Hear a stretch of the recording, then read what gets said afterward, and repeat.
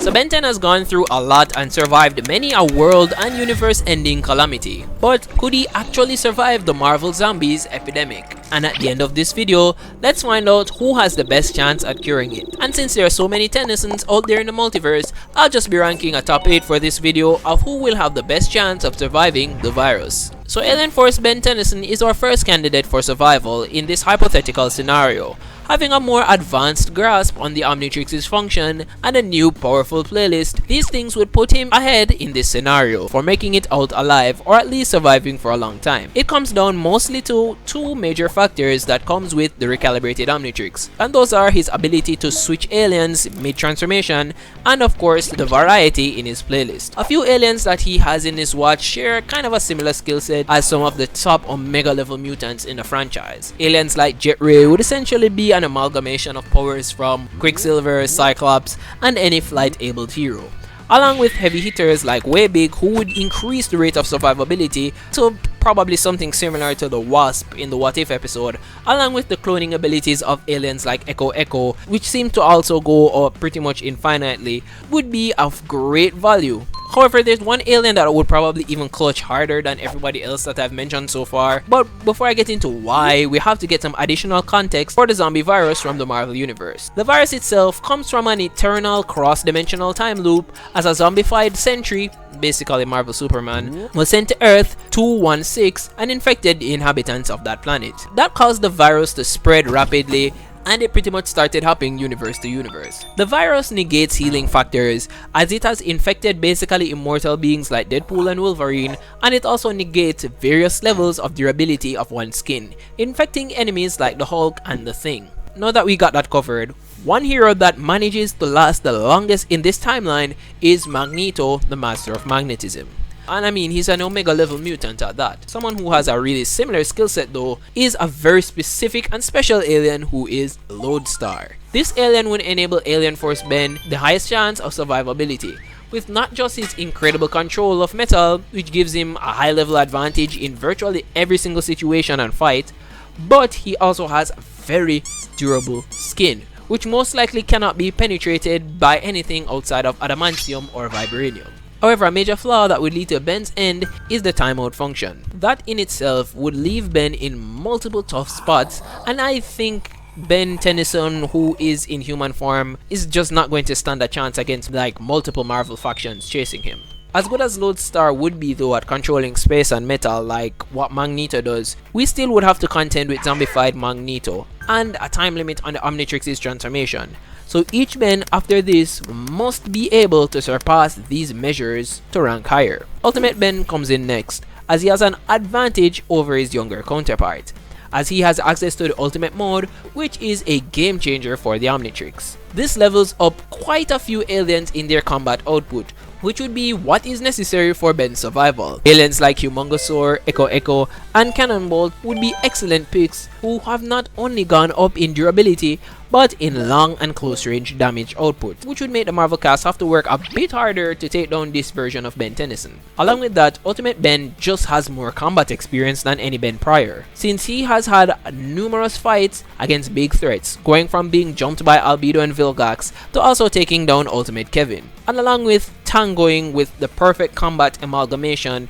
which was Andromeda Agrigor. My god, this guy was real wasted potential, but let me know your thoughts on him in the comments. He has had a few more notches under his belt, which should give him more variation in his thought process than just straight up brawling power. All of this sets him up to contend with Magneto a lot better than how a normal Ben Tennyson would, along with the fact that he could still go ultimate in his Loadstar form in order to find some way of one-upping the Master of Magnetism. He also doesn't suffer from the watch needing to recharge as much as his previous Bens, or at least he manages the timeout function better. His major downfall though, however, is his stamina, as we've seen Ben get extremely fatigued, or if he gets beaten up, he loses his alien form and becomes completely vulnerable. An alien who would never actually have a problem though with being infected by a virus would be Ben Zaro. He is a 16-year-old Ben Tennyson who has already been infected by a zombies virus of its own dimension. He has an Omnitrix that is on his straitjacket sleeve, which is what he uses to turn into aliens. And from what we have seen, these aliens are mostly under transformations. How fitting, I guess.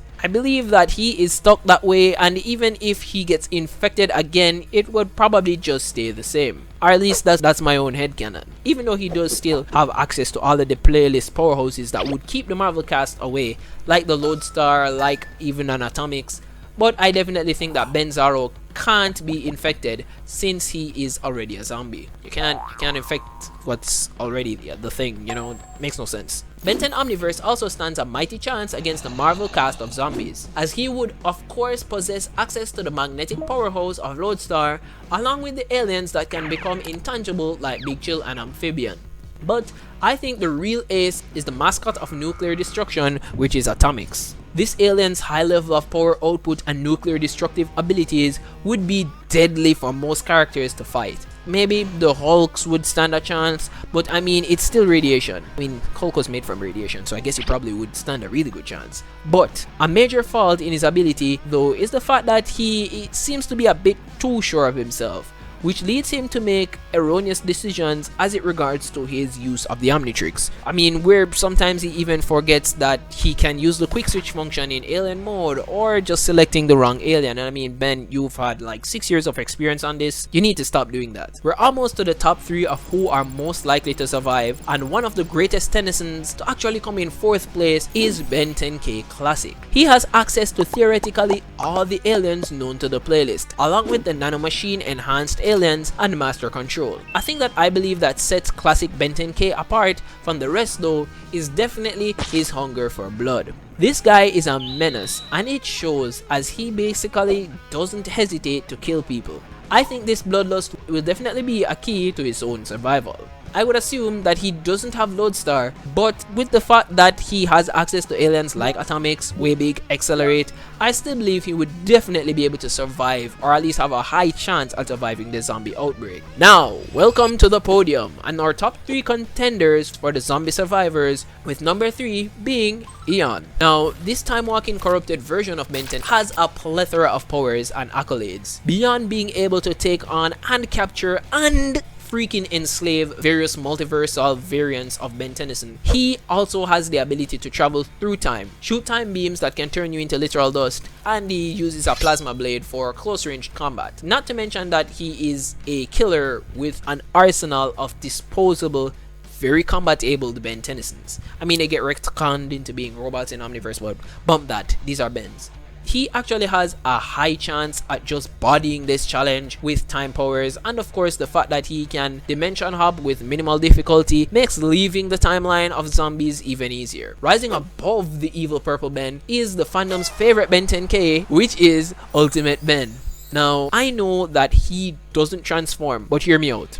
He has the ability to use the power of aliens without transforming, which gives him an advantage in efficiency, along with having access to multiple different powerhouses and a deep understanding of how to take on opponents with various strategies, whether it be battling them in 1v1s or taking them on in large crowds. He has the facilities for both. Ultimate Ben 10K also possesses time-walking powers that eclipses that of Eon's, which would enable him to easily remove nearby threats with his own time rays or use of various time-centric abilities for an escape. Plus, I mean, come on, this guy is gonna throw hands like Gojo in Toji clothes. Like, he does not play and he's a magician too. Like, I can't stop glazing this guy, he's really OP. However, the number 1 person to survive this would be my personal favorite Ben 10K, which is the one with the most versatility, which is what he gets when he gets access to fusing his aliens, and that's Ben 10K Omniverse. A lot of his aliens are simply just untouchable in general, and I don't mean untouchable in like just combat, I mean you literally cannot touch them, and them combining their powers with that of another alien, which makes it even more challenging, barring the obvious Celestial Sapien fusions. But almost any alien combined with transformations like Goop, Big Chill, Ghost Reek, Echo, and all sorts of other fusions would be quite a terrible sight for Marvel, along with just the level of aliens that he has that can escape situations to begin with. This truly puts an endless level of versatility on Ben 10K, making him have the easiest time fighting off the cast of zombified heroes. But now that we have our top 8, another vital question that comes up is who would have the most success in trying to cure the entire epidemic? Now, initially when I asked this question on Twitter, I got quite a few responses,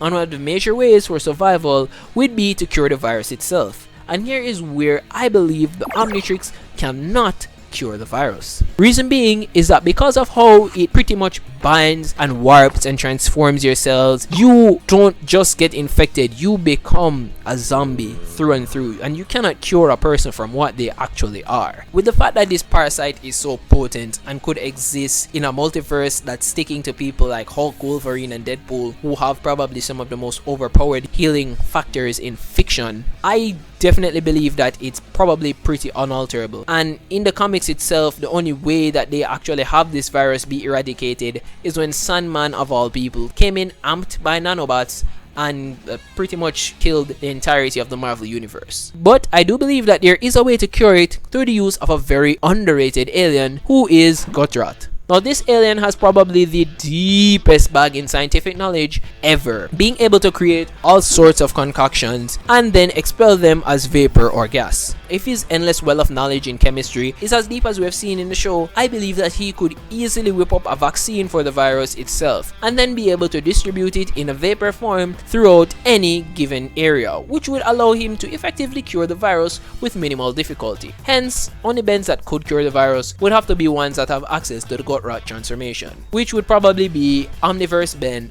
upward, and assumedly other variants of Ben 10K. Hence, Ben 10 easily fixes the Marvel zombie problem. But what do you think? Give me your thoughts in the comments below, and YouTube thinks you might like one of these videos here, so click them.